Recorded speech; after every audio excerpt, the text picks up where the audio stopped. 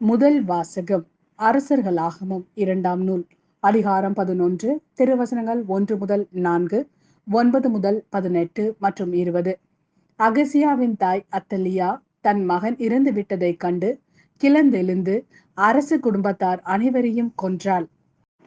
அரசன் யோராமின் மகளும் அகசியாவின் சகோதரியுமான யோசேபா அகசியாவின் மகன் யோவாசை தூக்கி கொண்டு போய் ஒளித்து வைத்தாள். அவன் கொல்லப்படவிருந்த அரசிலம் புதல்வர்களில் ஒருவன். அவனையும் அவன் செவிலி தாயையும் தனது பள்ளியறையினுள் அத்தலியாவின் பார்வையிலிருந்து யோசேபா மறைத்து வைத்தாள். எனவே அவன் உயிர் தப்பினான்.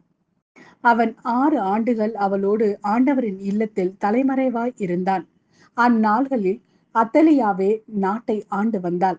7ஆம் ஆண்டில் அரச மெய்காப்பாளர், அரண்மனை காவலர் ஆகியோரின் நூற்றுவர் தலைவர்களை குரு யோயாதா வரவழைத்து ஆண்டவரின் இல்லத்திற்குள் கூட்டி சென்றார்.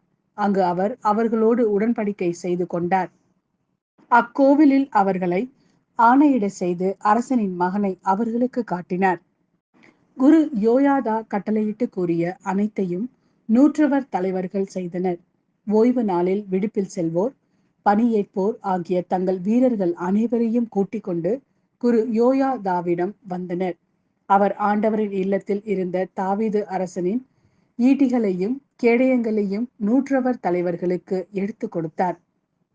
காவலர் கையில் படைக்கலன் தாங்கி திருக்கோவிலின் தென்புறம் தொடங்கி வடபுறம் வரை பலிபீடத்தையும் திருக்கோவிலையும் அரசனையும் சூழ்ந்து நின்று கொண்டனர். பின்பு அவர் இளவரசனை வெளியே கூட்டி வந்து அவனுக்கு முடிசூடி உடன்படிக்கை சுருளை அளித்தனர். இவ்வாறு அவன் திருப்பொழிவு பெற்று அரசனானான். அனைவரும் கைத்தட்டி அரசர் நீடூடி வாழ்க என்று முழங்கினர். மக்களும் காவலரும் எழுப்பிய ஒலியை அத்தலியா கேட்டு ஆண்டவரின் இல்லத்தில் கூடியிருந்த மக்களிடம் வந்தாள்.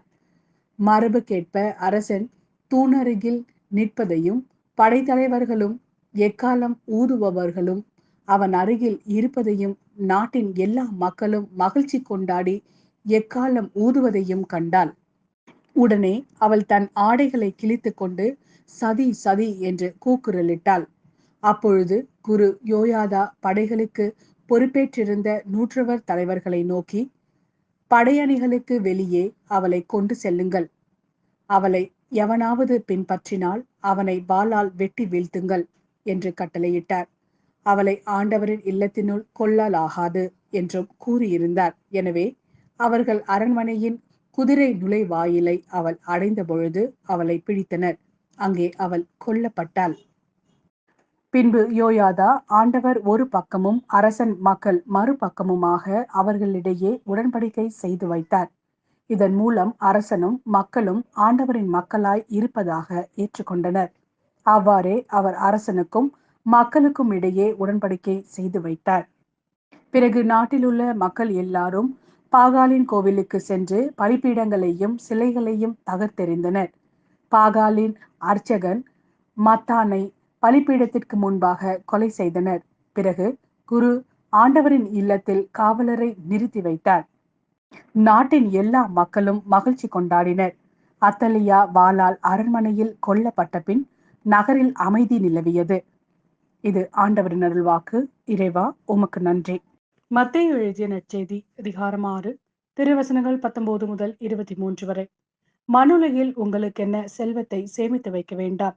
இங்கே பூச்சியும் துருவும் அழித்துவிடும், திருடரும் அதை கண்ணமிட்டு திருடுவர். ஆனால் விண்ணுலகில் உங்கள் செல்வத்தை சேமித்து வையுங்கள். அங்கே பூச்சியோ துருவோ அழிப்பதில்லை, திருடனும் கண்ணமிட்டு திருடுவதில்லை. உங்கள் செல்வம் எங்கு உள்ளதோ அங்கே உங்கள் உள்ளமும் இருக்கும். கண் தான் உடலுக்கு விளக்கு. கண் நலமாயிருந்தால்தான் உங்கள் உடல் முழுவதும் ஒளி பெற்றிருக்கும்.